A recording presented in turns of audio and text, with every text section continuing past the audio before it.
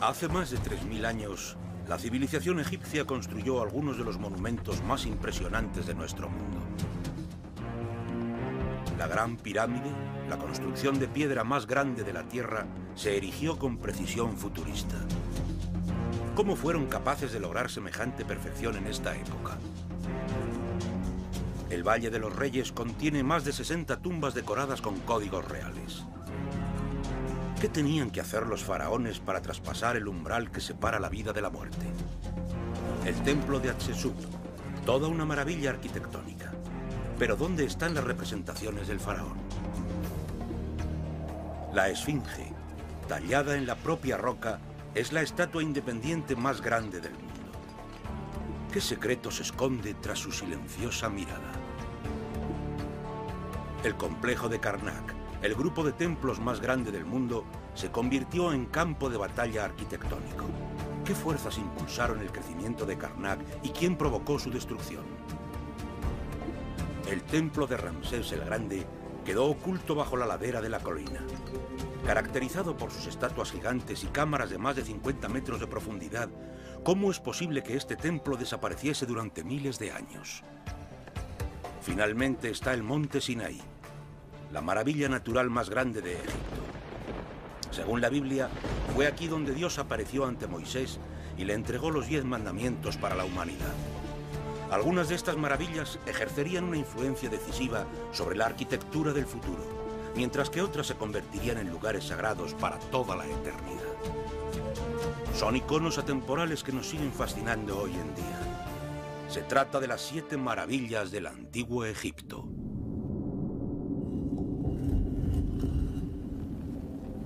Hay muchas historias ocultas bajo las piedras de estas maravillas. Para familiarizarnos con ellas, tendremos que viajar miles de años atrás en el tiempo hasta llegar a la época en la que las grandes dinastías regían sobre la Tierra. Era una época en la que el genio y la innovación se combinaban entre sí para sentar las bases de algunas de las estructuras más revolucionarias jamás vistas. Una época de rivalidad, intriga, conspiraciones y engaños. Cuando Dios elegiría a su profeta de la Casa Real egipcia. Cuando las reinas se convertían en emperatrices. Una época de reyes que a base de martillazos destruían el pasado para glorificar sus propios nombres. Cuando las recompensas eran tan tentadoras que algunos estaban dispuestos a hacer cualquier cosa para hacer realidad sus ambiciones. Los reyes del antiguo Egipto no eran simples mortales. Eran vistos como encarnaciones de los dioses. Y los egipcios de la antigüedad se preocupaban más por el entierro de sus reyes que cualquier otra civilización de la historia. Y hace 3500 años comenzaron a construir el cementerio más venerado de la Tierra. El Valle de los Reyes es la necrópolis más magnífica del mundo. Son 62 tumbas cavadas en la roca y colmadas con los tesoros del antiguo Egipto. Aquí fueron enterrados los cadáveres de faraones como Tutankamón y Ramsés el Grande. Pero el valle, a lo largo de la historia, se ha visto invadido por cazadores de tesoros.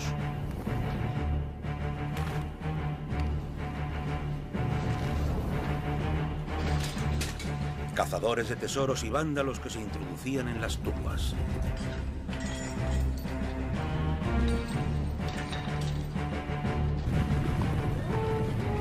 Seguidos siglos más tarde por los exploradores y cazadores de tesoros más modernos, como Belzoni, quienes a su vez precedieron la llegada de arqueólogos como Howard Carter, que descubrirían nuevas maravillas en su afán por reconstruir las vidas de los faraones.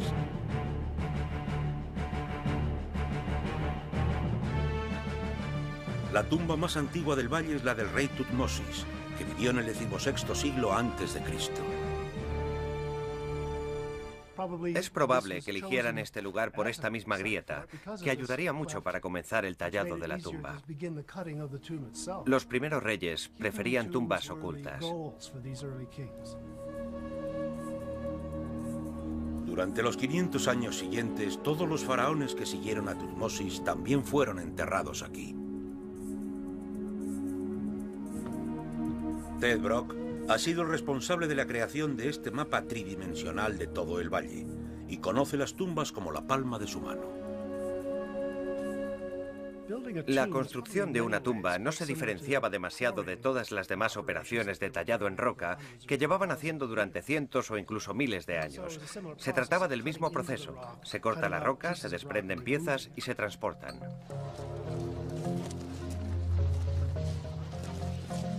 El trabajo era sucio, duro y caluroso. La gente estaría aquí, cortando la roca, excavando túneles y llevándose los escombros. Detrás de ellos vendrían los retocadores, provistos de herramientas de bronce y cobre, con las que remataban las paredes dejándolas rectas. Finalmente se enyesaban las paredes para prepararlas en la decoración final. Todos estos pasos ocurrían en distintos lugares al mismo tiempo. Después de enyesar los muros, los decoradores se ponían manos a la obra.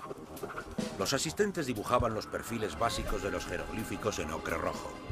Utilizaban motivos extraídos de libros de patrones. Un visir mantenía al faraón informado sobre los progresos de la obra. Una vez acabado el trabajo del asistente de decoración, el maestro llegaba para corregir y finalizar la tarea. Aquí en la cabeza de Horus contemplamos un detalle muy curioso. Podemos distinguir la corrección del maestro. Más abajo no nos encontramos con más trazados de rojo, lo cual indica que los asistentes no se preocupaban por estos detalles. Todos los detalles del muro tenían que ser perfectos. Era como una especie de código de teletransportación para que el faraón pudiese atravesar de esta vida a la siguiente.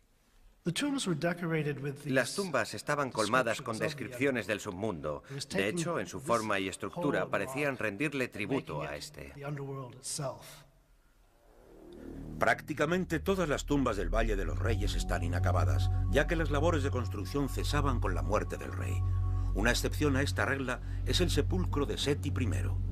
Fue descubierto por el cazador de tesoros más famoso de todos los tiempos, Giovanni Battista Belzoni, quien en 1817 tuvo la suerte de dar con la tumba más larga y profunda de todas. Según Belzoni, el día del descubrimiento fue el día más feliz de su vida, pero este no resultó ser nada fácil. Una vez dentro, el aventurero se dio cuenta de que las cámaras principales estaban ocultas tras un muro falso, y frente a este había un pozo de 3 metros de profundidad. Al entrar, se dio cuenta de que la parte trasera estaba bloqueada, pero también se percató de la existencia del agujero por el que habían entrado los antiguos ladrones de tumbas. Una vez descubierta la entrada secreta, Belzoni se puso a explorar una de las tumbas más grandes que jamás se han hallado.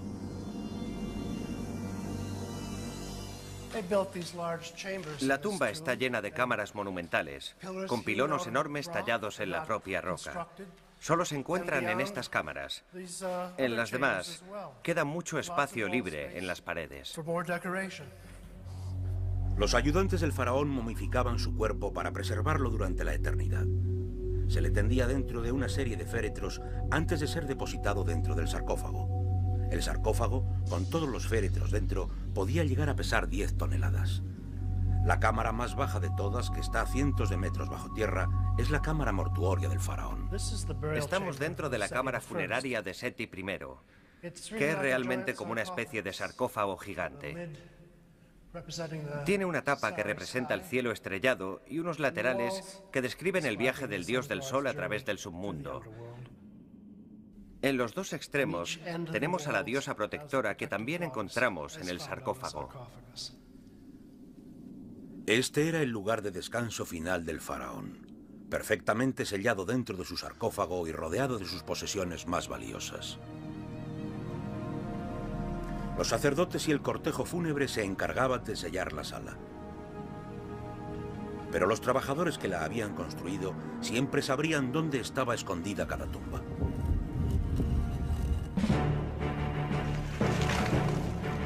Y poco tiempo después, los ladrones se hicieron con esta información. Se dispusieron sellos reales sobre las puertas, pero estos tampoco fueron capaces de detener a los ladrones. Si el gobierno central era débil y el pueblo no estaba recibiendo sus raciones o paga diaria, siempre estaba la gran tentación de buscar riquezas en las tumbas. El final del nuevo reino supuso el abandono de las tumbas y muchas fueron despojadas de sus tesoros. Algunas se convirtieron en lugares de veneración, otras se perdieron, y aún queda la posibilidad de que algunas ni siquiera se hayan descubierto. Pero el legado del nuevo reino de Egipto va mucho más allá de las tumbas. Los delirios de grandeza de algunos faraones les indujeron a inmortalizar sus hazañas a través de colosales construcciones. Una de las más notables es sin duda alguna el templo del faraón Hatshepsut. Hatshepsut, como casi todos los faraones, quería ser recordado como un gran líder y guerrero. Lo que le diferenciaba de sus predecesores es que Hatshepsut era mujer. Construido sobre las colinas del Valle de los Reyes, el templo de la reina Hatshepsut es el monumento más impresionante del oeste de Tebas.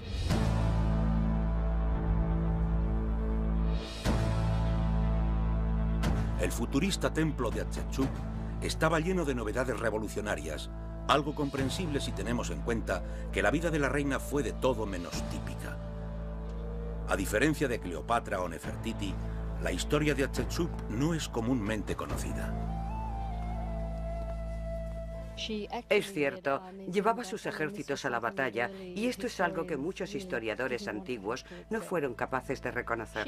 Ella daba sus órdenes y todo Egipto se arrodillaba ante ella para cumplirlas.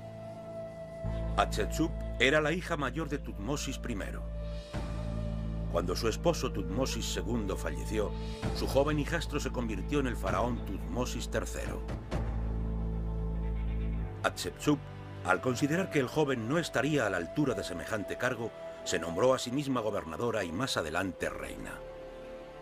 No cabe duda que al subir al trono hizo algo totalmente inconstitucional, pero a diferencia de otras mujeres históricas ambiciosas, jamás se deshizo de Tutmosis III, que siempre estuvo a su lado, aunque fuese ella la que tenía siempre la última palabra. Hatshepsut se propuso terminar uno de los proyectos de su difunto esposo, la construcción de un gran templo fúnebre. 15 años más tarde, este acabó siendo el mayor logro arquitectónico de toda su dinastía. El arquitecto del proyecto fue elegido personalmente por Hatshepsut. Su nombre era Senenmut. De origen humilde, Senenmut había ascendido a la escala social hasta convertirse en el hombre de confianza de Hatshepsut. Él se encargaba de todo. Sabía elegir bien los lugares de construcción, planear las edificaciones y supervisar el progreso de la obra. La forma peculiar que caracterizaría al templo se dejaba entrever más y más cada día que pasaba. Una de sus características más especiales fue la utilización de columnas de varios planos. No hay ningún otro templo en Egipto como este, es único. Senenmut copió el diseño de la rampa de un templo cercano, pero el resto de su creación está lleno de adiciones propias. En las columnatas puso estatuas dedicadas al dios Osiris pegadas a las columnas. Y en la parte posterior del templo hay una estructura única diseñada para soportar el peso de la colina que había encima. Estamos dentro del santuario interior, que está construido de manera muy especial. Estamos ante una cámara construida con la técnica del iglú. Es una técnica en la que ponen una piedra sobre otra para ir moviéndolas progresivamente hacia el centro, hasta que coinciden en el techo. Después se pulen todos los salientes y de ahí que finalmente tenga aspecto abovedado. Hatshepsut decoró los muros de su templo con ilustraciones de sus conquistas y hazañas. Entre estas destaca un jeroglífico que narra los detalles de una expedición organizada por la reina en el 9º año de su mandato. Es la única descripción que tenemos sobre cómo sería un poblado africano hace 2500 años. Hatshepsut envió 5 navíos hasta la tierra de Punt, que según los historiadores estaría cerca de la actual Somalia. Los barcos fueron enviados para recoger incienso y perfumes para hacer ofrendas al dios Amón. Trajeron cosas muy valiosas, como ébano, marfil, oro, pieles y todo aquello que creyeron que sería del gusto de Amón. Hay quien dice que algunas de las terrazas que hay en el templo se utilizaron para plantar algunos de estos árboles exóticos. Durante los 15 años que duró la construcción, Hatshepsut Siempre se mantuvo cerca del arquitecto Senenmut, que prácticamente se convirtió en parte de su familia. Senenmut, héroe de los favoritos de la reina Hatshepsut. De hecho, él fue el encargado de la educación y el cuidado de la única hija de la reina, Neferari. No existe ninguna evidencia que indique que Hatshepsut y Senenmut tuvieran ningún tipo de relación amorosa. Pero a este último se le otorgó un privilegio muy especial: tener su propia tumba construida debajo del antepatio del templo. Por desgracia, parece que algunos de sus rivales vieron con malos ojos este tipo de privilegios, ya que después de su muerte, todas las imágenes que había de Senenmut quedaron destruidas, a excepción de una. Aquí tenemos un dibujo del célebre Senenmut, del que por desgracia no sabemos mucho más, ya que desapareció por completo durante el 16º año del reinado de Hatshepsut. Senenmut siguió siendo un innovador hasta el final de sus días. El techo de esta ubicación es muy peculiar, ya que contiene representaciones astronómicas y se trata de la primera vez que se encuentra algo similar en la tumba de nadie. Hatshepsut también las tenía dentro de su propia capilla. Hatshepsut murió tras un largo reinado de 22 años. Un reinado próspero en el que la confianza de la nación se vio reflejada en esta monumental construcción.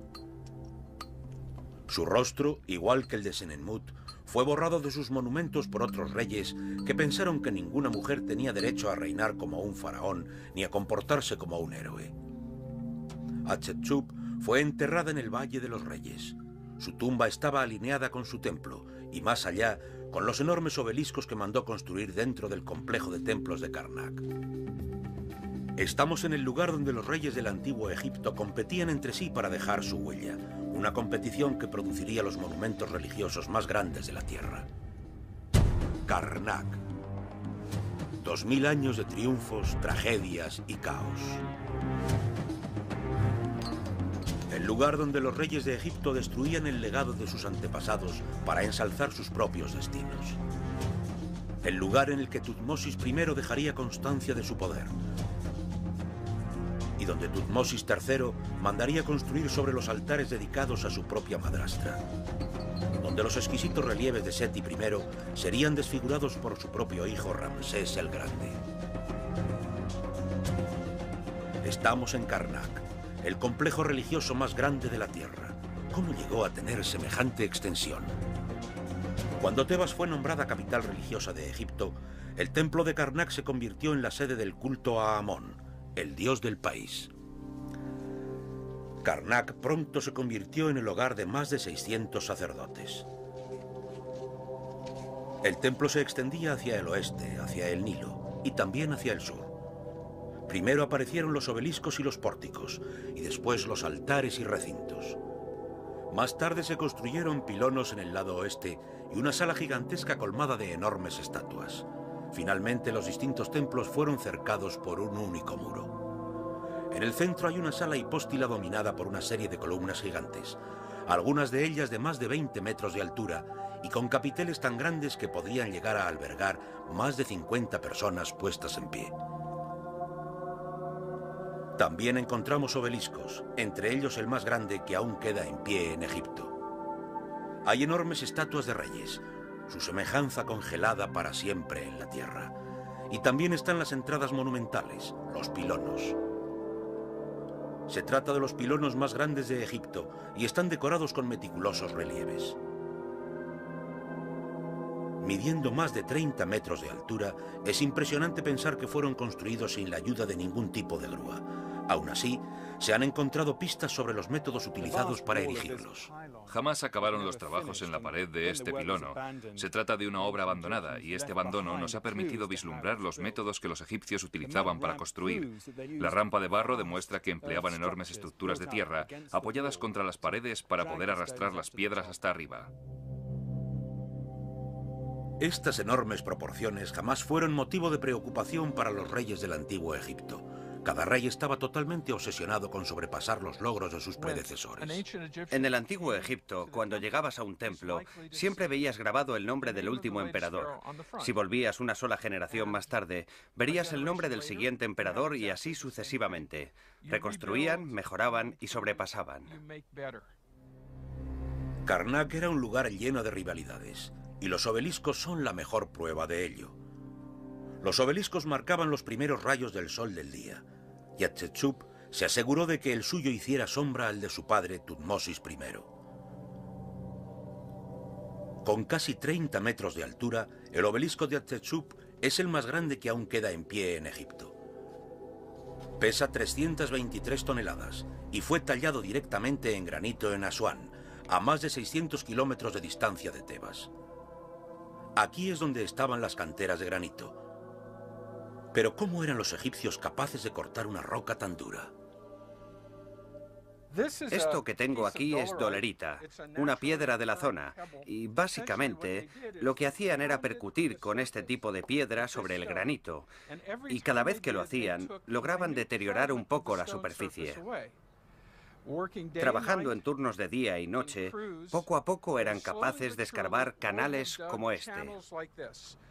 Llegado el momento, separaban el obelisco tallado de su base rocosa, para subirlo a los barcos y llevarlo hasta su destino final. Después de un largo viaje por el río, el obelisco llegaba a Karnak. Ahora los riesgos eran mucho mayores.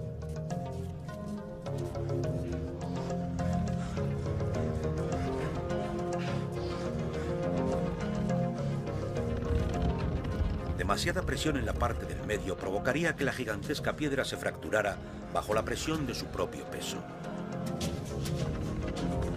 Pero esto era realmente la parte fácil. Al llegar a Karnak, el gigantesco bloque de granito tuvo que ser arrastrado hasta la parte superior de un túmulo. Los trabajadores ayudaron a maniobrar la gigantesca piedra hasta ponerla en su sitio y dejar que la arena dispuesta en la fosa se encargara del resto. Con tiempo y esfuerzo, cualquier cosa era posible. Pero las técnicas de construcción estaban a punto de sufrir un cambio radical con la llegada del andamio. El rey Akenatón tenía tanta prisa por construir sus templos que inventó nuevos métodos de construcción. Ordenó que todos los bloques de piedra se cortaran de un mismo tamaño. Estos bloques recibieron el nombre de talatat.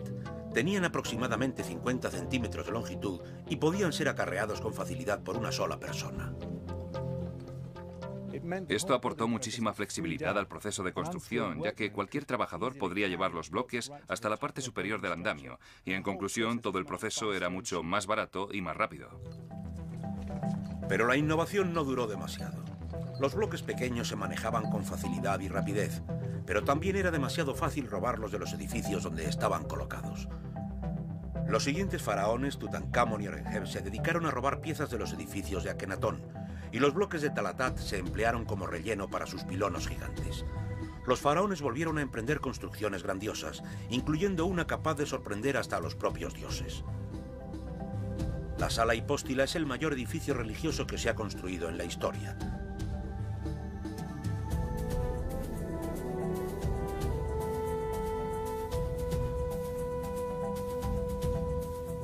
La construcción de estas enormes salas se inició bajo el mandato del faraón Orenheb y continuó durante el reino de Seti I, hasta finalmente ser concluida por su hijo Ramsés II, alrededor del año 1220 a.C. Es un bosque de columnas de más de 20 metros de altura. Pero ¿cómo fueron capaces de construirlo? Los antiguos templos egipcios se construían utilizando columnas enormes como esta, con el arquitrabe por encima para unirlas. Y esto suponía un gran problema, porque el arquitrabe no solo tenía que aguantar su propio peso, sino también todo el peso del techo de piedra. Sorprendentemente, los egipcios empleaban técnicas constructivas que podrían haber puesto fin a este problema. Todo el mundo cree que los romanos inventaron los arcos, pero los antiguos egipcios los utilizaban desde 1000 años antes. Pero al carecer de un pilar base, los arcos egipcios se tenían que inclinar hacia atrás para poder sostenerse entre sí. Solo se utilizaban para construcciones civiles, como en estos almacenes de más de 3000 años de antigüedad. Los egipcios siguieron adelante construyendo columnas cada vez más grandes para soportar el peso.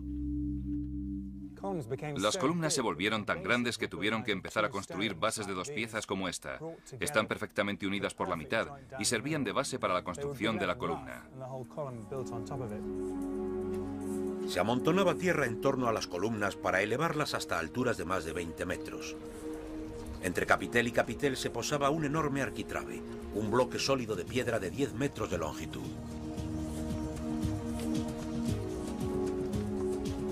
Podían llegar a pesar hasta 80 toneladas y tenían que ser arrastrados hasta el lugar de la construcción. Los arquitrabes se situaban sobre los capiteles de las columnas, columnas que los escultores posteriormente emplearían para crear relieves. Cuando se cometía un error, simplemente se cubría con escayola. Los relieves eran policromados. Las rampas de tierra se iban excavando poco a poco hasta que se llegaba a la base de la columna. Ramsés II completó la sala utilizando líneas hundidas y cubo tras cubo de escayola. Cambió la decoración para adaptarla a su propia imagen y así reescribir la historia. Quiso cubrir Egipto de monumentos con los que glorificar su nombre. Y el más famoso de todos está en Abu Simbel.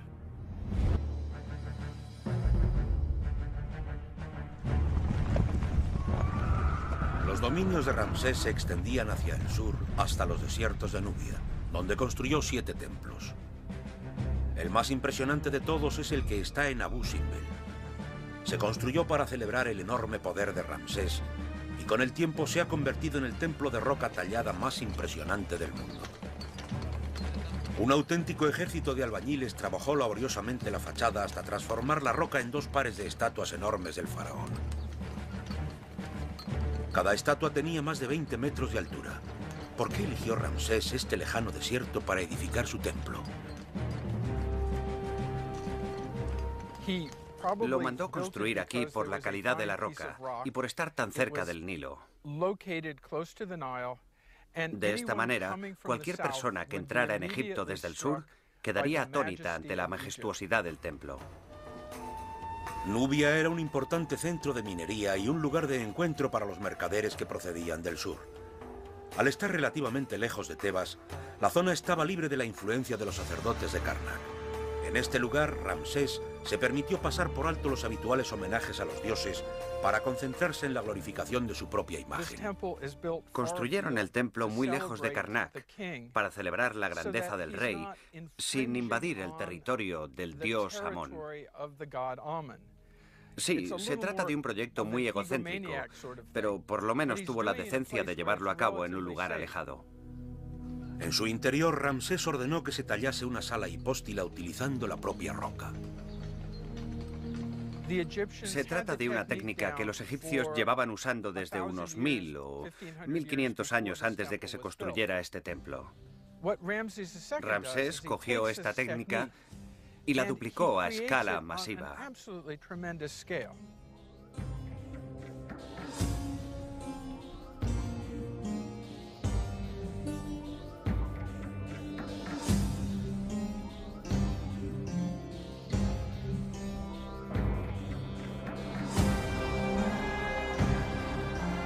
Ramsés ordenó que todas las columnas estuvieran cubiertas por estatuas suyas. Pero lo que realmente distingue este templo de todos los demás es su celebración de la figura de Ramsés. Es un trabajo de talla impresionante y no es en absoluto discreto. Todas las paredes narran sus hazañas y triunfos. Sus enemigos se doblegan ante él. Los sirios le suplican piedad. Bajo uno de sus pies yace un soldado libio.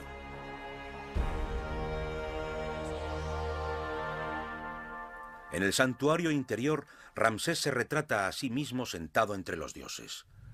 Los rayos del sol del alba penetran en esta parte del templo 2 veces al año para iluminar la imagen.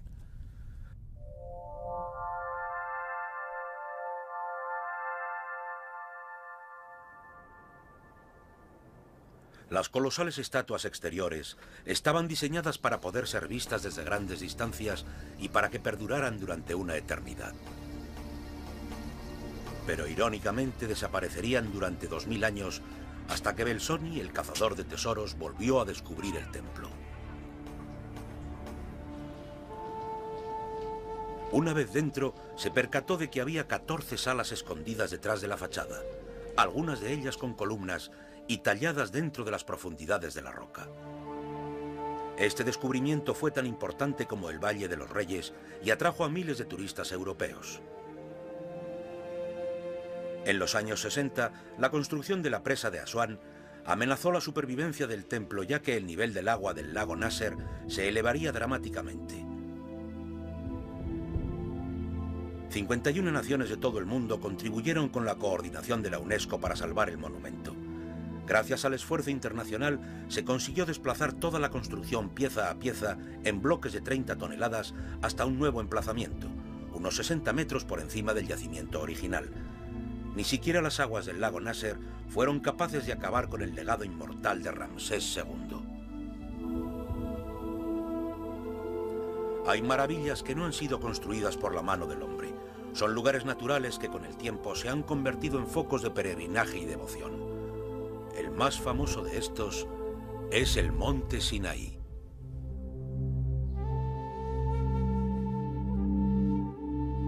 Con sus más de 2000 metros de altura, el Monte Sinaí, conocido localmente como Jebel Musa o Monte de Moisés, es la montaña más alta del sur de la región del Sinaí.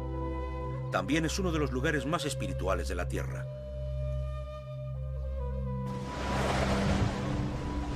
La Biblia cuenta la historia de Moisés, que en una noche de tormenta subió hasta la cima de la montaña, donde el cielo se abrió y Dios le entregó los 10 mandamientos escritos sobre 2 tablas de piedra.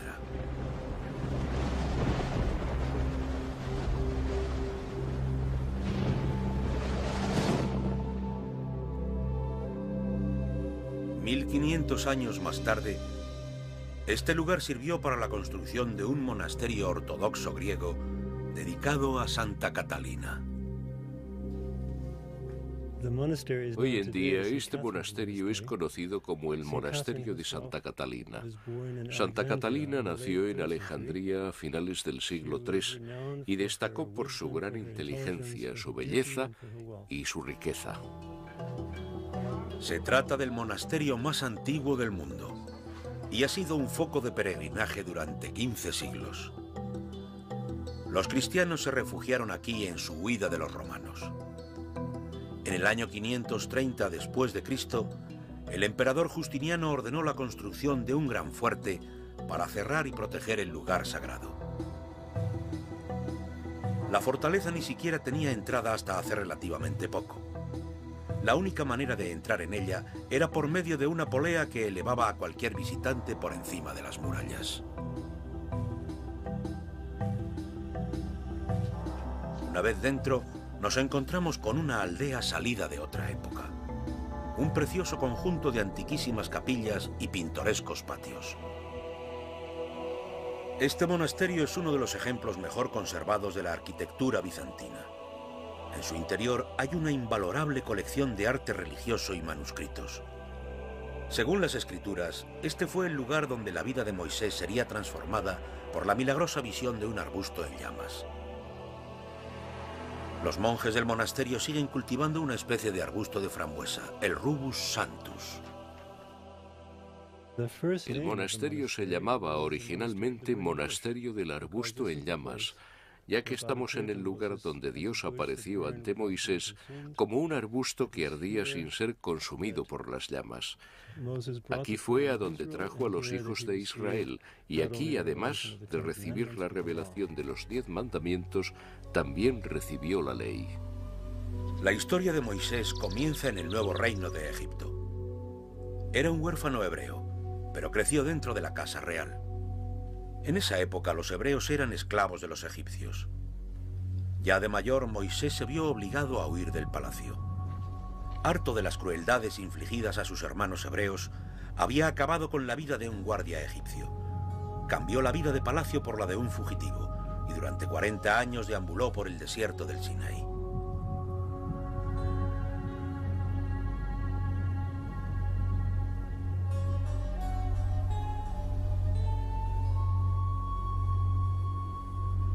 La vida de Moisés, según la Biblia, cambió en el momento en que el arbusto en llamas apareció como señal de Dios. Con un espíritu renovado, Moisés regresó al palacio para intentar convencer al faraón de que liberase a su gente. Cabe la posibilidad que durante la época del Éxodo, Ramsés fuera el faraón que estuviese en el trono. El Éxodo pudo ocurrir entre 200 o 400 años antes de la construcción del Templo de Salomón. Si fue 200 años antes, es posible que Ramsés estuviera allí, pero no lo podemos saber con exactitud. El faraón hizo caso omiso de las plegarias de Moisés, y éste se vio obligado a desatar 10 plagas terribles sobre la tierra de Egipto. Entre otras, el Nilo se convirtió en sangre, los animales murieron y la luz se tornó oscuridad. Solo entonces el faraón cedió. La Biblia cuenta que Moisés lideró a su pueblo a través del Mar Rojo, abriendo las aguas para ayudarles a escapar antes de volver a cerrarlas para ahogar al ejército del faraón.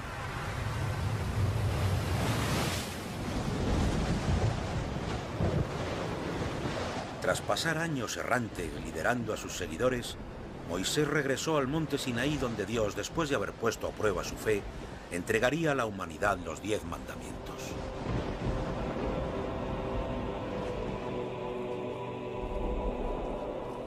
Desde entonces los monjes del templo han tallado en la montaña los 4000 escalones del arrepentimiento, abriendo así un camino para que los peregrinos puedan llegar a la cima. Cuando las temperaturas son bajas, cientos de turistas ascienden lentamente hasta lo que se considera como uno de los lugares más espirituales del mundo. Los peregrinos que llegan aquí hoy en día están siguiendo una tradición con más de 17 siglos de antigüedad. Me resulta muy gratificante que lleguen aquí como turistas y al darse cuenta del legado espiritual que hay aquí, se van como peregrinos.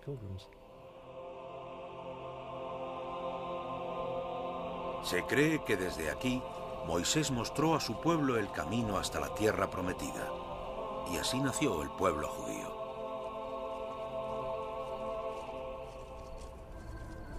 Egipto ha contado con sus propios iconos y mitología desde hace mucho tiempo. Uno de los más misteriosos de todos es la estatua independiente de piedra más grande del mundo. Nadie sabe con certeza qué representa o ni siquiera quién ordenó construir la Esfinge. Mitad humana, mitad animal, la Esfinge es uno de los iconos más extraños de la Tierra.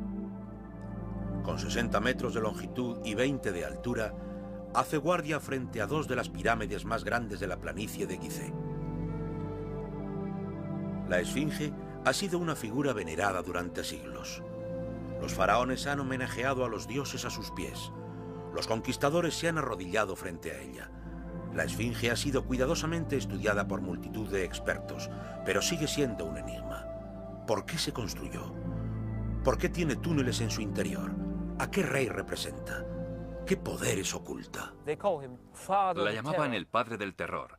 La temían, y la verdad es que si los lugareños de hoy en día todavía le tienen miedo, la gente de la época debía sentirse aterrorizada.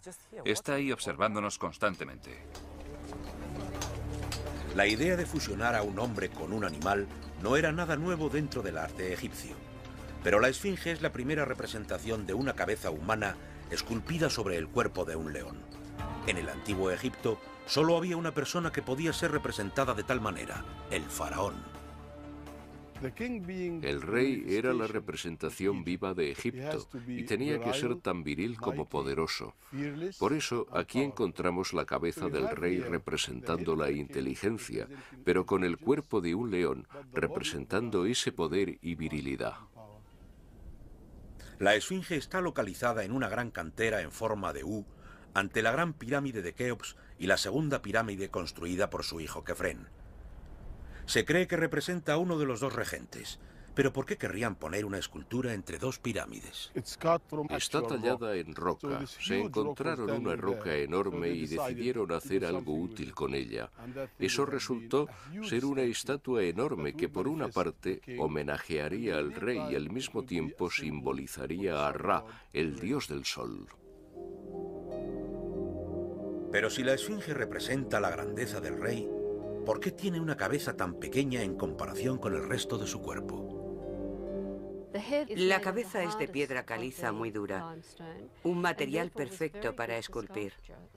Sin duda a alguien se le ocurriría la idea de utilizar esta piedra para hacerle un monumento grandioso y duradero al rey.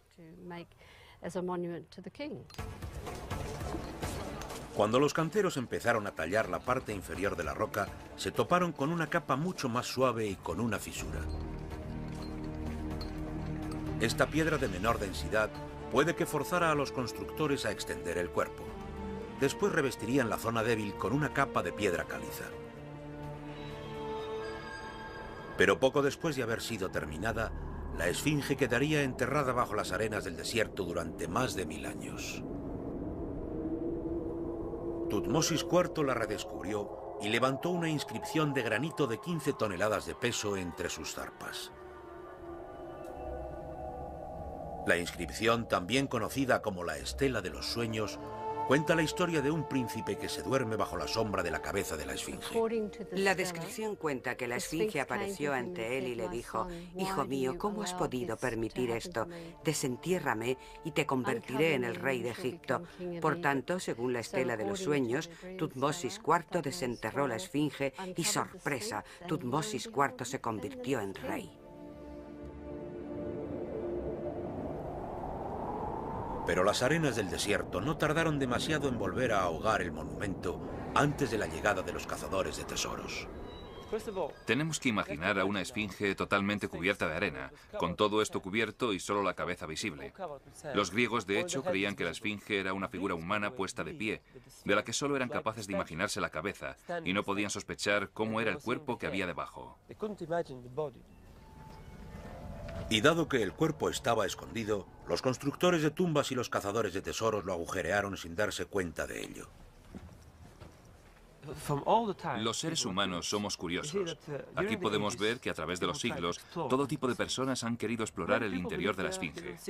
Hoy en día este tipo de actividad está totalmente prohibido, pero hace un par de siglos no había nada prohibido. Aquí podías hacer todo lo que te diera la gana. Los humanos somos una especie increíble. Esto explica la existencia de los túneles, pero no resuelve el enigma sobre a qué rey representa la esfinge. Si nos ponemos de frente a la esfinge, nos encontraremos que está delante de la pirámide de Kefren y también muy cerca de su templo, por lo que creemos que todo el conjunto pertenecía al mismo rey. Pero hay otros egiptólogos que no están de acuerdo con esta teoría.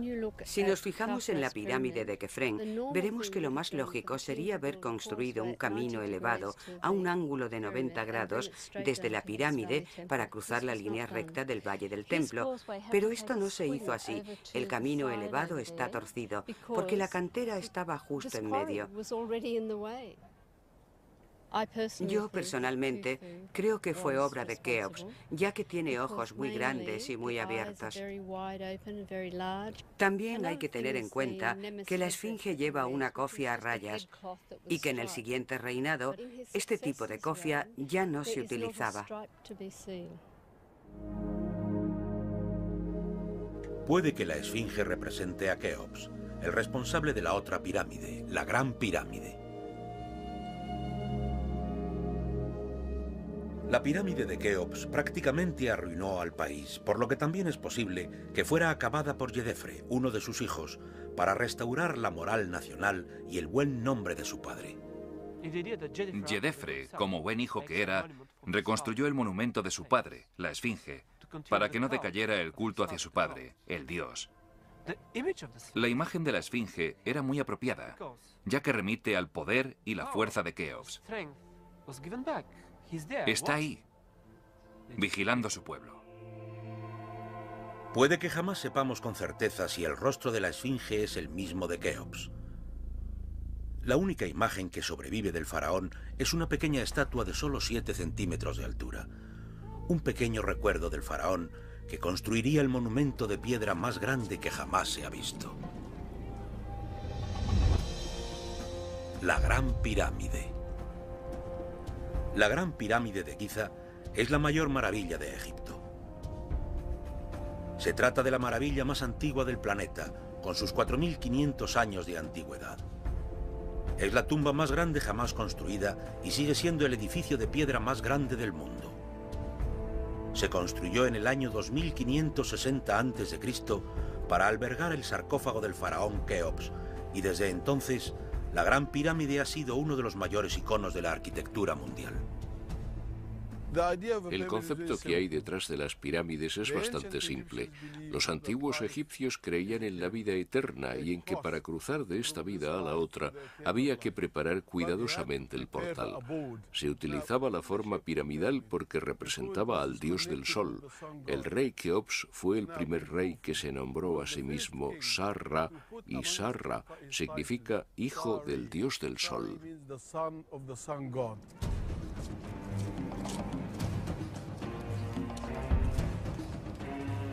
El faraón Keops había crecido entre pirámides.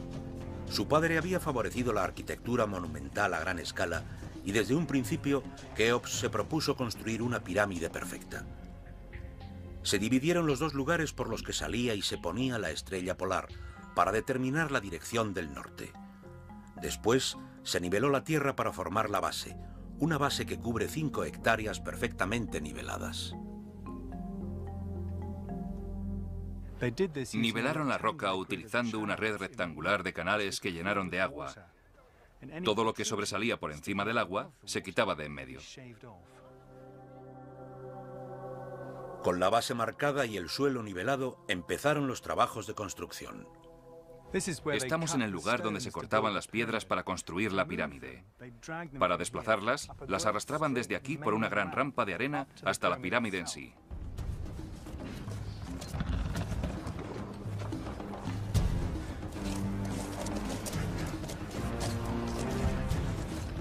Los bloques inferiores podrían pesar incluso más de 5 toneladas. Pero el peso de estos iba reduciéndose según su altura en relación al suelo. En total, los trabajadores arrastraron la impresionante cifra de 2.300.000 bloques de piedra. Y por primera vez en la historia de la construcción de las pirámides, los bloques, en vez de estar inclinados hacia adentro, se dispusieron de forma escalonada. Cada 3 minutos se añadía un nuevo bloque. Pero a pesar de este ritmo tan impresionante, la pirámide de Keops tardaría 22 años en acabarse. El interior de la pirámide es un laberinto colmado de misterios. Tras la entrada, hay un pasadizo que desciende hasta una cámara subterránea tallada en roca. Una cámara que enigmáticamente no lleva a ningún sitio. La cámara de las reinas, situada más arriba, es un espacio sellado que contiene la estatua de Keops representativa de su Ka, o fuerza espiritual. Desde aquí sale un espectacular pasillo de altísimo techo. La gran galería que lleva hasta el sepulcro del rey se construyó utilizando la técnica conocida como la técnica del iglú. Cada bloque de piedra se iba acercando hacia el centro del arco según se iba elevando. Esto tiene dos ventajas. Reduce la cantidad de espacio que tienen que cubrir y dota a la sala de una grandilocuencia muy especial. Por encima de esto, en la parte superior de la pirámide está la sala del rey, el lugar del descanso final de Keops.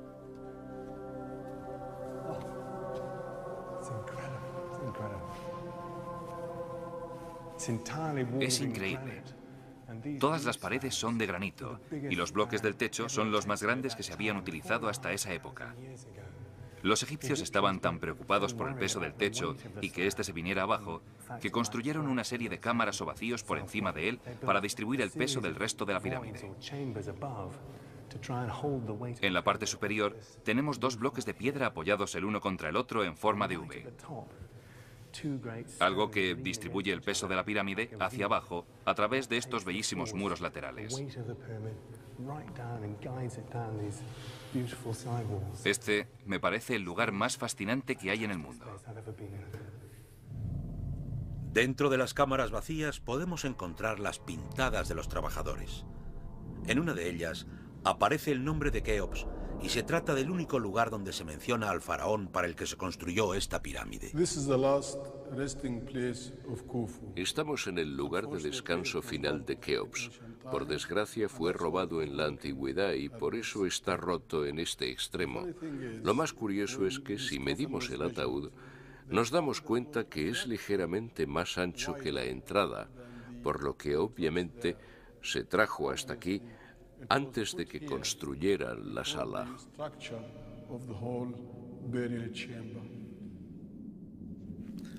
También nos encontramos con otros detalles muy curiosos, como estos dos pequeños conductos que salen desde esta sala y llegan hasta el exterior de la pirámide. Se cree que estos servían para que el Ka, el espíritu del faraón, subiera hasta los cielos. Con Keops ya depositado en el sarcófago, los sacerdotes e ingenieros sellaron la tumba dejando caer 3 enormes bloques de granito por estas gigantescas ranuras. Y de esta manera, la tumba quedaba sellada para siempre. Después también se sellaba la entrada que había en el otro extremo de la gran galería. Para salir, los ingenieros tenían que trepar por un conducto prácticamente vertical a través de los bloques de piedra y por la entrada. Finalmente, los pasadizos también quedaban sellados, y la entrada se bloqueaba con una piedra exterior indistinguible del resto que formaban la pirámide.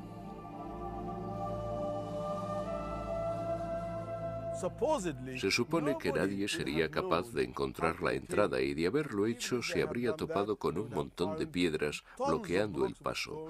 Se tomaron todo tipo de precauciones, pero aún así, alguien fue capaz de entrar en la pirámide y robar sus tesoros. ¿Cómo lo lograrían? No hay manera de saberlo.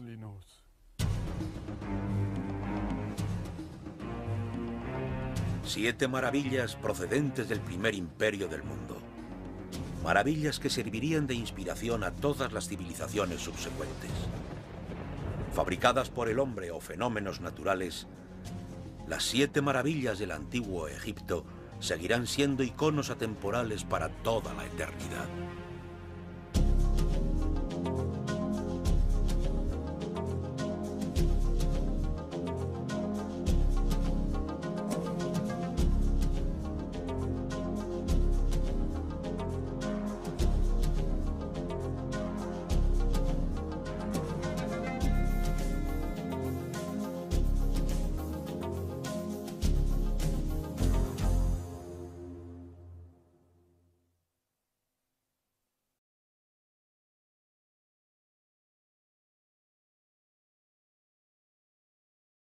Tiempo se ha convertido en el templo de roca tallada más impresionante del mundo. Un auténtico ejército de albañiles trabajó laboriosamente la fachada hasta transformar la roca en 2 pares de estatuas enormes del faraón. Cada estatua tenía más de 20 metros de altura.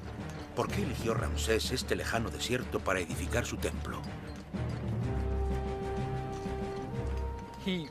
Lo mandó construir aquí por la calidad de la roca y por estar tan cerca del Nilo.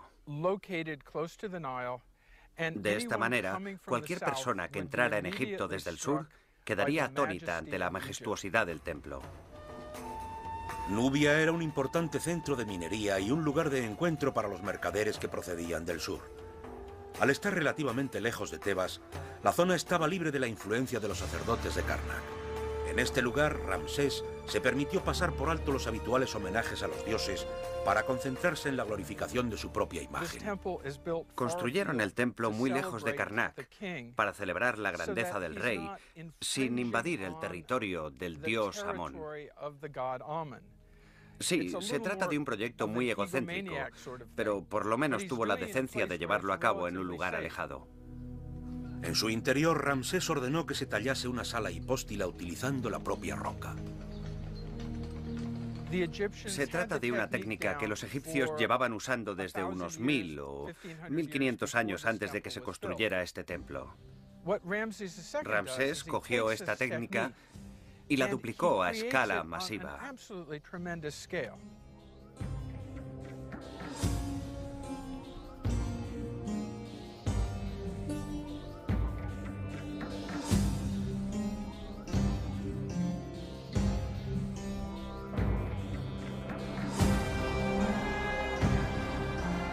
Ramsés ordenó que todas las columnas estuvieran cubiertas por estatuas suyas. Pero lo que realmente distingue este templo de todos los demás es su celebración de la figura de Ramsés. Es un trabajo de talla impresionante y no es en absoluto discreto. Todas las paredes narran sus hazañas y triunfos. Sus enemigos se doblegan ante él. Los sirios le suplican piedad. Bajo uno de sus pies yace un soldado libio.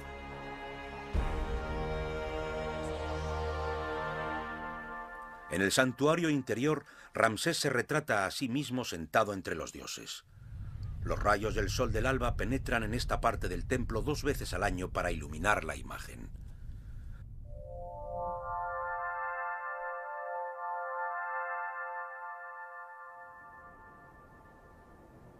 Las colosales estatuas exteriores estaban diseñadas para poder ser vistas desde grandes distancias y para que perduraran durante una eternidad. Pero irónicamente desaparecerían durante 2000 años hasta que Belzoni, el cazador de tesoros, volvió a descubrir el templo. Una vez dentro, se percató de que había 14 salas escondidas detrás de la fachada, algunas de ellas con columnas y talladas dentro de las profundidades de la roca. Este descubrimiento fue tan importante como el Valle de los Reyes y atrajo a miles de turistas europeos. En los años 60, la construcción de la presa de Asuán amenazó la supervivencia del templo, ya que el nivel del agua del lago Nasser se elevaría dramáticamente. 51 naciones de todo el mundo contribuyeron con la coordinación de la UNESCO para salvar el monumento. Gracias al esfuerzo internacional, se consiguió desplazar toda la construcción pieza a pieza en bloques de 30 toneladas hasta un nuevo emplazamiento, unos 60 metros por encima del yacimiento original. Ni siquiera las aguas del lago Nasser fueron capaces de acabar con el legado inmortal de Ramsés II. Hay maravillas que no han sido construidas por la mano del hombre. Son lugares naturales que con el tiempo se han convertido en focos de peregrinaje y devoción. El más famoso de estos es el Monte Sinaí.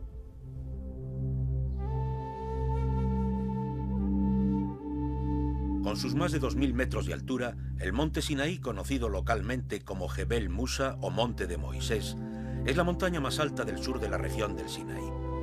También es uno de los lugares más espirituales de la tierra.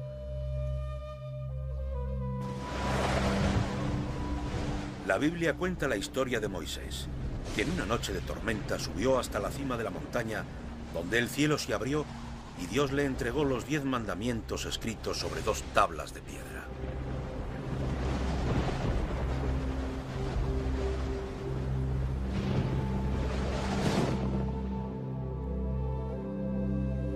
$1500 años más tarde, este lugar sirvió para la construcción de un monasterio ortodoxo griego dedicado a Santa Catalina. Hoy en día este monasterio es conocido como el Monasterio de Santa Catalina. Santa Catalina nació en Alejandría a finales del siglo III y destacó por su gran inteligencia, su belleza y su riqueza. Se trata del monasterio más antiguo del mundo y ha sido un foco de peregrinaje durante 15 siglos. Los cristianos se refugiaron aquí en su huida de los romanos.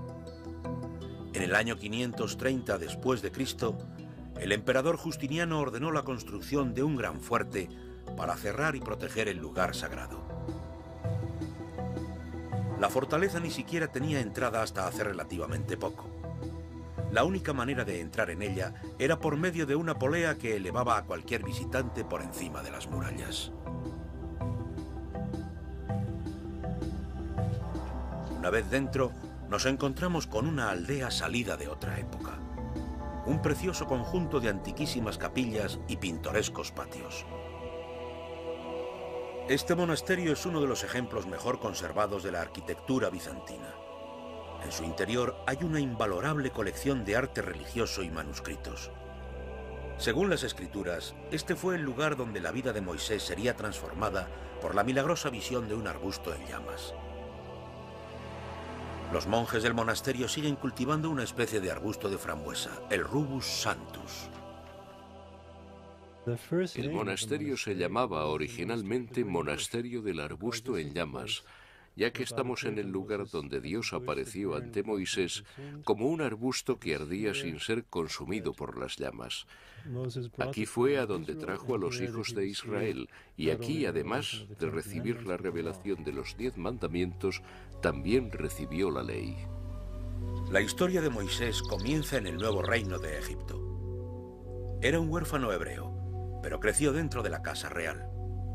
En esa época los hebreos eran esclavos de los egipcios. Ya de mayor, Moisés se vio obligado a huir del palacio. Harto de las crueldades infligidas a sus hermanos hebreos, había acabado con la vida de un guardia egipcio. Cambió la vida de palacio por la de un fugitivo, y durante 40 años deambuló por el desierto del Sinaí.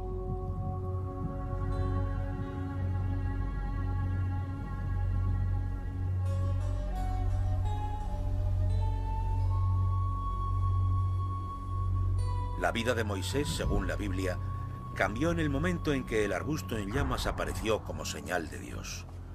Con un espíritu renovado, Moisés regresó al palacio para intentar convencer al faraón de que liberase a su gente. Cabe la posibilidad que durante la época del Éxodo, Ramsés fuera el faraón que estuviese en el trono. El Éxodo pudo ocurrir entre 200 o 400 años antes de la construcción del Templo de Salomón, donde los exquisitos relieves de Seti I serían desfigurados por su propio hijo Ramsés el Grande. Estamos en Karnak, el complejo religioso más grande de la Tierra. ¿Cómo llegó a tener semejante extensión? Cuando Tebas fue nombrada capital religiosa de Egipto, el templo de Karnak se convirtió en la sede del culto a Amón, el dios del país. Karnak pronto se convirtió en el hogar de más de 600 sacerdotes. El templo se extendía hacia el oeste, hacia el Nilo, y también hacia el sur. Primero aparecieron los obeliscos y los pórticos, y después los altares y recintos. Más tarde se construyeron pilonos en el lado oeste y una sala gigantesca colmada de enormes estatuas. Finalmente, los distintos templos fueron cercados por un único muro. En el centro hay una sala hipóstila dominada por una serie de columnas gigantes, algunas de ellas de más de 20 metros de altura y con capiteles tan grandes que podrían llegar a albergar más de 50 personas puestas en pie. También encontramos obeliscos, entre ellos el más grande que aún queda en pie en Egipto. Hay enormes estatuas de reyes, su semejanza congelada para siempre en la tierra. Y también están las entradas monumentales, los pilonos. Se trata de los pilonos más grandes de Egipto y están decorados con meticulosos relieves. Midiendo más de 30 metros de altura, es impresionante pensar que fueron construidos sin la ayuda de ningún tipo de grúa. Aún así, se han encontrado pistas sobre los métodos utilizados para erigirlos. Jamás acabaron los trabajos en la pared de este pilono. Se trata de una obra abandonada, y este abandono nos ha permitido vislumbrar los métodos que los egipcios utilizaban para construir. La rampa de barro demuestra que empleaban enormes estructuras de tierra, apoyadas contra las paredes para poder arrastrar las piedras hasta arriba. Estas enormes proporciones jamás fueron motivo de preocupación para los reyes del antiguo Egipto. Cada rey estaba totalmente obsesionado con sobrepasar los logros de sus predecesores. En el antiguo Egipto, cuando llegabas a un templo, siempre veías grabado el nombre del último emperador. Si volvías una sola generación más tarde, verías el nombre del siguiente emperador y así sucesivamente. Reconstruían, mejoraban y sobrepasaban. Karnak era un lugar lleno de rivalidades, y los obeliscos son la mejor prueba de ello. Los obeliscos marcaban los primeros rayos del sol del día, y Hatshepsut se aseguró de que el suyo hiciera sombra al de su padre Tutmosis I. Con casi 30 metros de altura, el obelisco de Hatshepsut es el más grande que aún queda en pie en Egipto. Pesa 323 toneladas y fue tallado directamente en granito en Asuán, a más de 600 kilómetros de distancia de Tebas. Aquí es donde estaban las canteras de granito. Pero ¿cómo eran los egipcios capaces de cortar una roca tan dura? Esto que tengo aquí es dolerita, una piedra de la zona, y básicamente lo que hacían era percutir con este tipo de piedra sobre el granito, y cada vez que lo hacían, lograban deteriorar un poco la superficie. Trabajando en turnos de día y noche, poco a poco eran capaces de escarbar canales como este. Llegado el momento, separaban el obelisco tallado de su base rocosa para subirlo a los barcos y llevarlo hasta su destino final. Después de un largo viaje por el río, el obelisco llegaba a Karnak. Ahora los riesgos eran mucho mayores.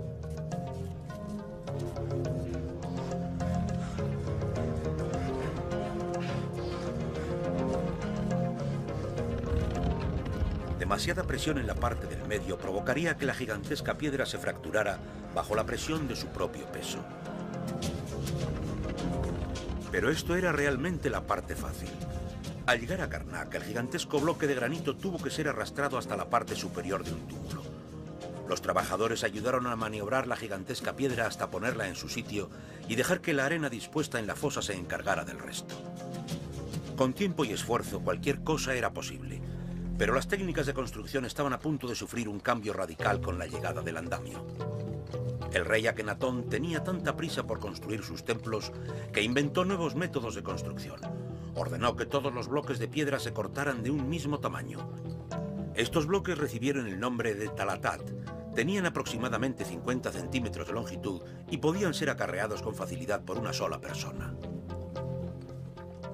Esto aportó muchísima flexibilidad al proceso de construcción, ya que cualquier trabajador podría llevar los bloques hasta la parte superior del andamio, y en conclusión todo el proceso era mucho más barato y más rápido.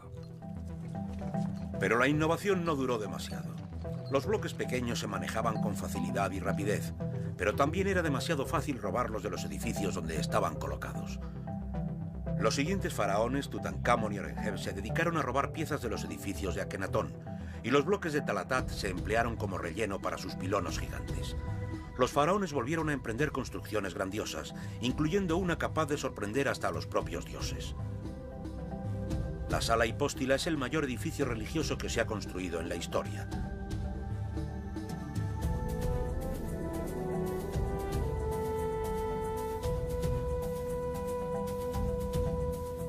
La construcción de estas enormes salas se inició bajo el mandato del faraón Horemheb y continuó durante el reino de Seti I hasta finalmente ser concluida por su hijo Ramsés II alrededor del año 1220 a.C. Es un bosque de columnas de más de 20 metros de altura. Pero ¿cómo fueron capaces de construirlo? Los antiguos templos egipcios se construían utilizando columnas enormes como esta, con el arquitrabe por encima para unirlas. Y esto suponía un gran problema, porque el arquitrabe no solo tenía que aguantar su propio peso, sino también todo el peso del techo de piedra. Sorprendentemente, los egipcios empleaban técnicas constructivas que podrían haber puesto fin a este problema. Todo el mundo cree que los romanos inventaron los arcos, pero los antiguos egipcios los utilizaban desde 1000 años antes. Pero al carecer de un pilar base, los arcos egipcios se tenían que inclinar hacia atrás para poder sostenerse entre sí. Solo se utilizaban para construcciones civiles, como en estos almacenes de más de 3000 años de antigüedad. Los egipcios siguieron adelante construyendo columnas cada vez más grandes para soportar el peso. Las columnas se volvieron tan grandes que tuvieron que empezar a construir bases de 2 piezas como esta. Están perfectamente unidas por la mitad y servían de base para la construcción de la columna. Se amontonaba tierra en torno a las columnas para elevarlas hasta alturas de más de 20 metros. Entre capitel y capitel se posaba un enorme arquitrabe, un bloque sólido de piedra de 10 metros de longitud.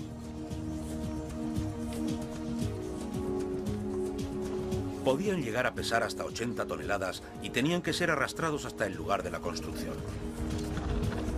Los arquitrabes se situaban sobre los capiteles de las columnas, columnas que los escultores posteriormente emplearían para crear relieves.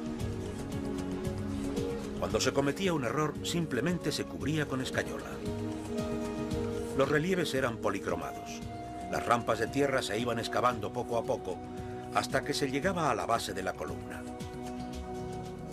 Ramsés II completó la sala utilizando líneas hundidas y cubo tras cubo de escayola.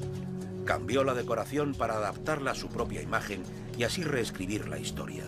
Quiso cubrir Egipto de monumentos con los que glorificar su nombre. Y el más famoso de todos está en Abu Simbel.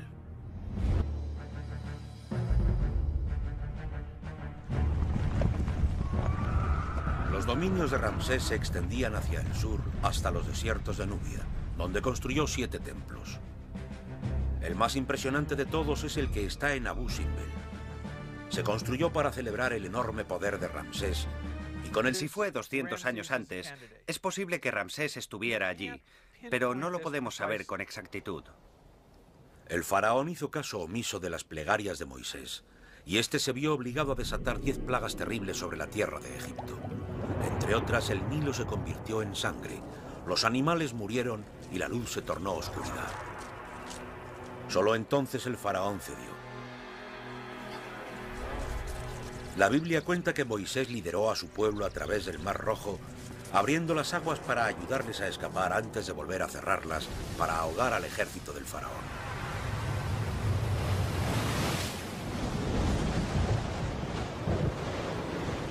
Tras pasar años errante liderando a sus seguidores, Moisés regresó al monte Sinaí donde Dios, después de haber puesto a prueba su fe, entregaría a la humanidad los 10 mandamientos.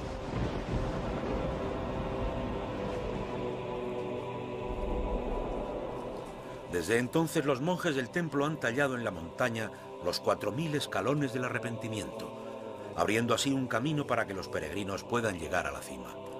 Cuando las temperaturas son bajas, cientos de turistas ascienden lentamente hasta lo que se considera como uno de los lugares más espirituales del mundo. Los peregrinos que llegan aquí hoy en día están siguiendo una tradición con más de 17 siglos de antigüedad. Me resulta muy gratificante que lleguen aquí como turistas y al darse cuenta del legado espiritual que hay aquí, se van como peregrinos.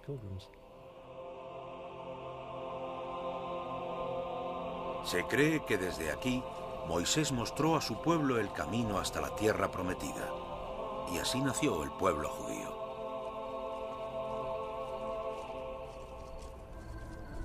Egipto ha contado con sus propios iconos y mitología desde hace mucho tiempo.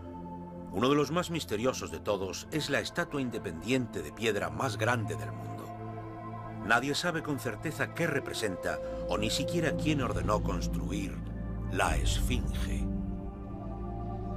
Mitad humana, mitad animal, la Esfinge es uno de los iconos más extraños de la Tierra. Con 60 metros de longitud y 20 de altura, hace guardia frente a 2 de las pirámides más grandes de la planicie de Gizeh. La Esfinge ha sido una figura venerada durante siglos. Los faraones han homenajeado a los dioses a sus pies. Los conquistadores se han arrodillado frente a ella.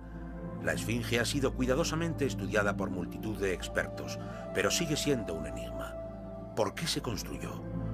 ¿Por qué tiene túneles en su interior? ¿A qué rey representa? ¿Qué poderes oculta? La llamaban el padre del terror. La temían, y la verdad es que si los lugareños de hoy en día todavía le tienen miedo, la gente de la época debía sentirse aterrorizada. Está ahí observándonos constantemente. La idea de fusionar a un hombre con un animal no era nada nuevo dentro del arte egipcio. Pero la Esfinge es la primera representación de una cabeza humana esculpida sobre el cuerpo de un león. En el antiguo Egipto solo había una persona que podía ser representada de tal manera, el faraón. El rey era la representación viva de Egipto y tenía que ser tan viril como poderoso. Por eso aquí encontramos la cabeza del rey representando la inteligencia, pero con el cuerpo de un león representando ese poder y virilidad. La Esfinge está localizada en una gran cantera en forma de U ante la gran pirámide de Keops y la segunda pirámide construida por su hijo Kefren. Se cree que representa a uno de los 2 regentes. Pero ¿por qué querrían poner una escultura entre 2 pirámides? Está tallada en roca. Se encontraron una roca enorme y decidieron hacer algo útil con ella. Eso resultó ser una estatua enorme que por una parte homenajearía al rey y al mismo tiempo simbolizaría a Ra, el dios del sol. Pero si la Esfinge representa la grandeza del rey, ¿por qué tiene una cabeza tan pequeña en comparación con el resto de su cuerpo? La cabeza es de piedra caliza muy dura, un material perfecto para esculpir. Sin duda a alguien se le ocurriría la idea de utilizar esta piedra para hacerle un monumento grandioso y duradero al rey. Cuando los canteros empezaron a tallar la parte inferior de la roca, se toparon con una capa mucho más suave y con una fisura. Esta piedra de menor densidad puede que forzara a los constructores a extender el cuerpo. Después revestirían la zona débil con una capa de piedra caliza. Pero poco después de haber sido terminada, la esfinge quedaría enterrada bajo las arenas del desierto durante más de 1000 años. Tutmosis IV la redescubrió y levantó una inscripción de granito de 15 toneladas de peso entre sus zarpas. La inscripción, también conocida como la Estela de los Sueños, cuenta la historia de un príncipe que se duerme bajo la sombra de la cabeza de la esfinge. La descripción cuenta que la esfinge apareció ante él y le dijo: «Hijo mío, ¿cómo has podido permitir esto? Desentiérrame y te convertiré en el rey de Egipto». Por tanto, según la Estela de los Sueños, Tutmosis IV desenterró la esfinge y, sorpresa, Tutmosis IV se convirtió en rey. Pero las arenas del desierto no tardaron demasiado en volver a ahogar el monumento antes de la llegada de los cazadores de tesoros. Tenemos que imaginar a una esfinge totalmente cubierta de arena, con todo esto cubierto y solo la cabeza visible. Los griegos, de hecho, creían que la esfinge era una figura humana puesta de pie, de la que solo eran capaces de imaginarse la cabeza, y no podían sospechar cómo era el cuerpo que había debajo. Y dado que el cuerpo estaba escondido, los constructores de tumbas y los cazadores de tesoros lo agujerearon sin darse cuenta de ello. Los seres humanos somos curiosos. Aquí podemos ver que a través de los siglos, todo tipo de personas han querido explorar el interior de la esfinge. Hoy en día este tipo de actividad está totalmente prohibido, pero hace un par de siglos no había nada prohibido. Aquí podías hacer todo lo que te diera la gana. Los humanos somos una especie increíble. Esto explica la existencia de los túneles, pero no resuelve el enigma sobre a qué rey representa la esfinge. Si nos ponemos de frente a la esfinge, nos encontraremos que está delante de la pirámide de Kefren y también muy cerca de su templo, por lo que creemos que todo el conjunto pertenecía al mismo rey. Pero hay otros egiptólogos que no están de acuerdo con esta teoría. Si nos fijamos en la pirámide de Kefren, veremos que lo más lógico sería haber construido un camino elevado a un ángulo de 90 grados desde la pirámide para cruzar la línea recta del Valle del Templo. Pero esto no se hizo así. El camino elevado está torcido, porque la cantera estaba justo en medio. Yo personalmente creo que fue obra de Keops, ya que tiene ojos muy grandes y muy abiertos. También hay que tener en cuenta que la esfinge lleva una cofia a rayas y que en el siguiente reinado este tipo de cofia ya no se utilizaba. Puede que la esfinge represente a Keops, el responsable de la otra pirámide, la Gran Pirámide. La pirámide de Keops prácticamente arruinó al país, por lo que también es posible que fuera acabada por Yedefre, uno de sus hijos, para restaurar la moral nacional y el buen nombre de su padre.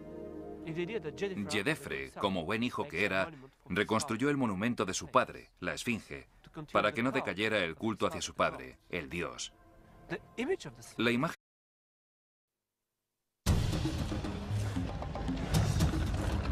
Hace más de 3000 años, la civilización egipcia construyó algunos de los monumentos más impresionantes de nuestro mundo. La Gran Pirámide, la construcción de piedra más grande de la Tierra, se erigió con precisión futurista. ¿Cómo fueron capaces de lograr semejante perfección en esta época? El Valle de los Reyes contiene más de 60 tumbas decoradas con códigos reales. ¿Qué tenían que hacer los faraones para traspasar el umbral que separa la vida de la muerte? El templo de Hatshepsut, toda una maravilla arquitectónica. Pero ¿dónde están las representaciones del faraón? La esfinge, tallada en la propia roca, es la estatua independiente más grande del mundo. ¿Qué secreto se esconde tras su silenciosa mirada? El complejo de Karnak, el grupo de templos más grande del mundo, se convirtió en campo de batalla arquitectónico. ¿Qué fuerzas impulsaron el crecimiento de Karnak y quién provocó su destrucción? El templo de Ramsés el Grande quedó oculto bajo la ladera de la colina. Caracterizado por sus estatuas gigantes y cámaras de más de 50 metros de profundidad, ¿cómo es posible que este templo desapareciese durante miles de años? Finalmente está el monte Sinaí, la maravilla natural más grande de Egipto. Según la Biblia, fue aquí donde Dios apareció ante Moisés y le entregó los 10 mandamientos para la humanidad. Algunas de estas maravillas ejercerían una influencia decisiva sobre la arquitectura del futuro, mientras que otras se convertirían en lugares sagrados para toda la eternidad. Son iconos atemporales que nos siguen fascinando hoy en día. Se trata de las 7 maravillas del antiguo Egipto.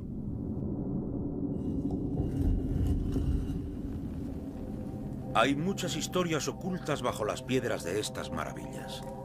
Para familiarizarnos con ellas, tendremos que viajar miles de años atrás en el tiempo hasta llegar a la época en la que las grandes dinastías regían sobre la tierra. Era una época en la que el genio y la innovación se combinaban entre sí para sentar las bases de algunas de las estructuras más revolucionarias jamás vistas. Una época de rivalidad, intriga, conspiraciones y engaños. Cuando Dios elegiría a su profeta de la casa real egipcia. Cuando las reinas se convertían en emperatrices. Una época de reyes que a base de martillazos destruían el pasado para glorificar sus propios nombres. Cuando las recompensas eran tan tentadoras que algunos estaban dispuestos a hacer cualquier cosa para hacer realidad sus ambiciones. Los reyes del antiguo Egipto no eran simples mortales. Eran vistos como encarnaciones de los dioses. Y los egipcios de la antigüedad se preocupaban más por el entierro de sus reyes que cualquier otra civilización de la historia. Y hace 3500 años comenzaron a construir el cementerio más venerado de la tierra. El Valle de los Reyes es la necrópolis más magnífica del mundo. Son 62 tumbas cavadas en la roca y colmadas con los tesoros del antiguo Egipto. Aquí fueron enterrados los cadáveres de faraones como Tutankamón y Ramsés el Grande. Pero el valle, a lo largo de la historia, se ha visto invadido por cazadores de tesoros.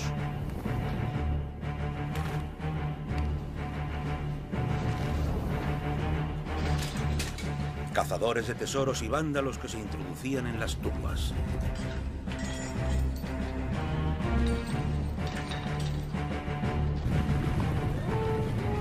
Seguidos siglos más tarde por los exploradores y cazadores de tesoros más modernos, como Belzoni, quienes a su vez precedieron la llegada de arqueólogos como Howard Carter, que descubrirían nuevas maravillas en su afán por reconstruir las vidas de los faraones.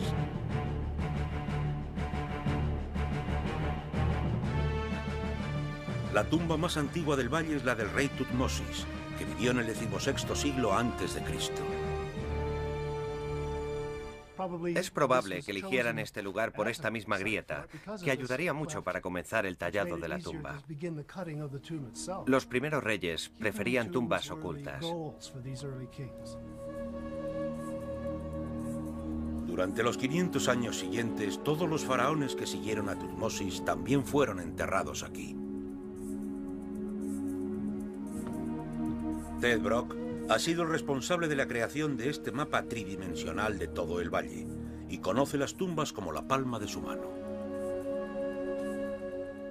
La construcción de una tumba no se diferenciaba demasiado de todas las demás operaciones de tallado en roca que llevaban haciendo durante cientos o incluso miles de años.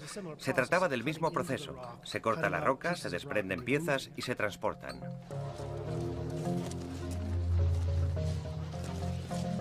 El trabajo era sucio, duro y caluroso. La gente estaría aquí, cortando la roca, excavando túneles y llevándose los escombros.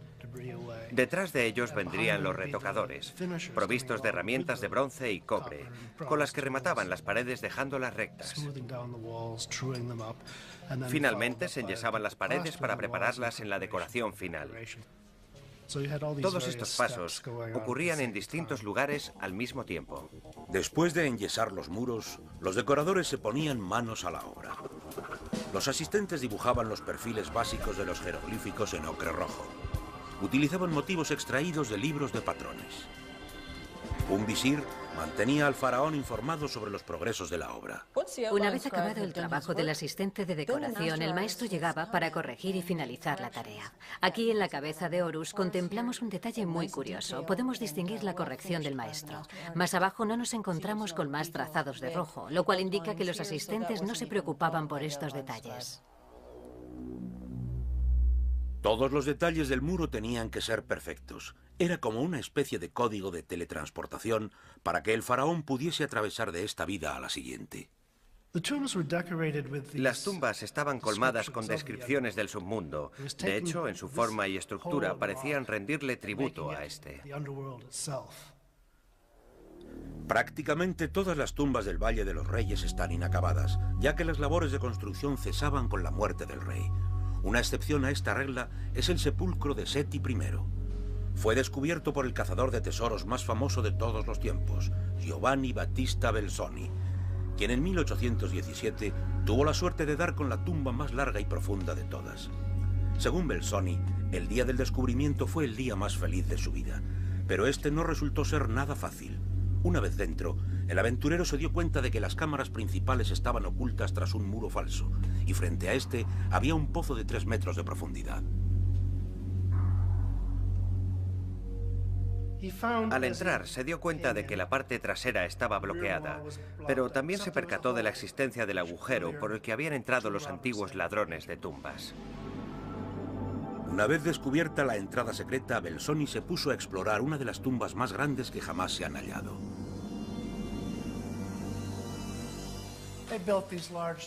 La tumba está llena de cámaras monumentales, con pilonos enormes tallados en la propia roca. Solo se encuentran en estas cámaras. En las demás, queda mucho espacio libre en las paredes.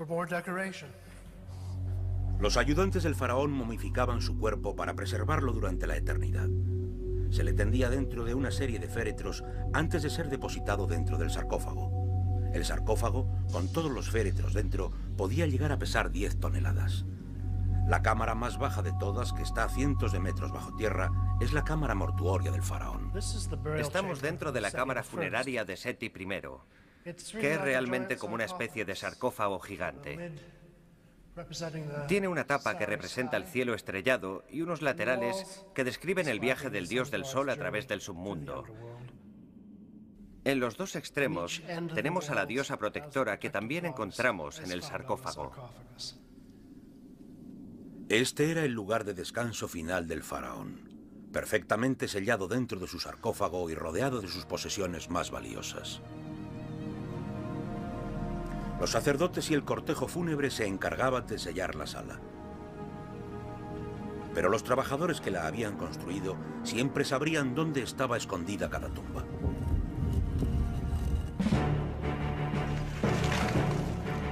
Y poco tiempo después, los ladrones se hicieron con esta información.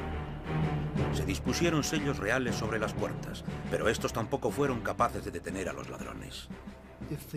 Si el gobierno central era débil y el pueblo no estaba recibiendo sus raciones o paga diaria, siempre estaba la gran tentación de buscar riquezas en las tumbas. El final del nuevo reino supuso el abandono de las tumbas y muchas fueron despojadas de sus tesoros. Algunas se convirtieron en lugares de veneración, otras se perdieron, y aún queda la posibilidad de que algunas ni siquiera se hayan descubierto. Pero el legado del nuevo reino de Egipto va mucho más allá de las tumbas. Los delirios de grandeza de algunos faraones les indujeron a inmortalizar sus hazañas a través de colosales construcciones.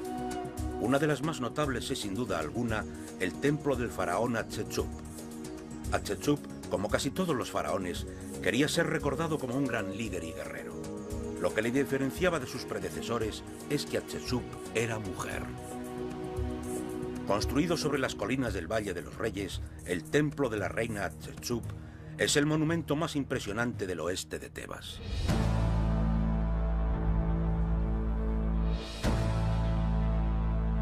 El futurista templo de Hatshepsut estaba lleno de novedades revolucionarias, algo comprensible si tenemos en cuenta que la vida de la reina fue de todo menos típica. A diferencia de Cleopatra o Nefertiti, la historia de Hatshepsut no es comúnmente conocida.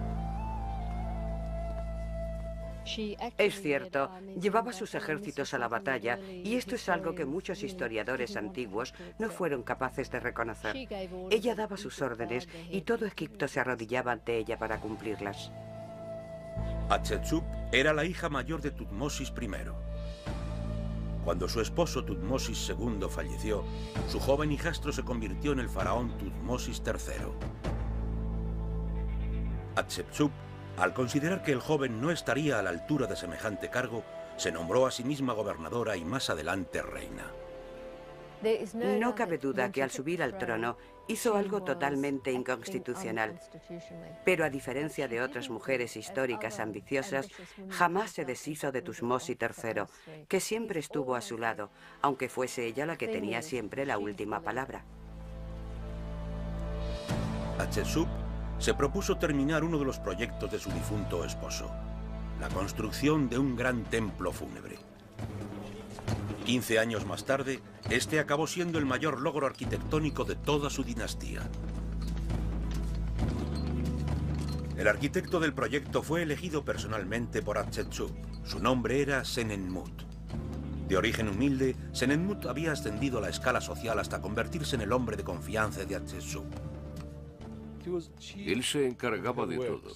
Sabía elegir bien los lugares de construcción, planear las edificaciones y supervisar el progreso de la obra.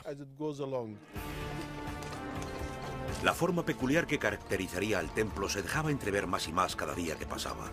Una de sus características más especiales fue la utilización de columnas de varios planos.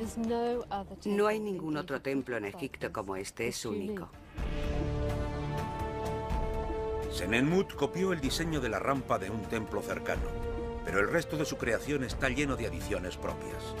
En las columnatas puso estatuas dedicadas al dios Osiris pegadas a las columnas. Y en la parte posterior del templo hay una estructura única diseñada para soportar el peso de la colina que había encima. Estamos dentro del santuario interior, que está construido de manera muy especial. Estamos ante una cámara construida con la técnica del iglú. Es una técnica en la que ponen una piedra sobre otra para ir moviéndolas progresivamente hacia el centro, hasta que coinciden en el techo. Después se pulen todos los salientes y de ahí que finalmente tenga aspecto abovedado. Hatshepsut decoró los muros de su templo con ilustraciones de sus conquistas y hazañas. Entre estas destaca un jeroglífico que narra los detalles de una expedición organizada por la reina en el 9º año de su mandato. Es la única descripción que tenemos sobre cómo sería un poblado africano hace 2500 años. Hatshepsut envió 5 navíos hasta la tierra de Punt, que según los historiadores estaría cerca de la actual Somalia. Los barcos fueron enviados para recoger incienso y perfumes para hacer ofrendas al dios Amón. Trajeron cosas muy valiosas, como ébano, marfil, oro, pieles y todo aquello que creyeron que sería del gusto de Amón. Hay quien dice que algunas de las terrazas que hay en el templo se utilizaron para plantar algunos de estos árboles exóticos. Durante los 15 años que duró la construcción, Hatshepsut siempre se mantuvo cerca del arquitecto Senenmut, que prácticamente se convirtió en parte de su familia. Senenmut, héroe de los favoritos de la reina Hatshepsut. De hecho, él fue el encargado de la educación y el cuidado de la única hija de la reina, Neferari. No existe ninguna evidencia que indique que Hatshepsut y Senenmut tuvieran ningún tipo de relación amorosa. Pero a este último se le otorgó un privilegio muy especial: tener su propia tumba construida debajo del antepatio del templo.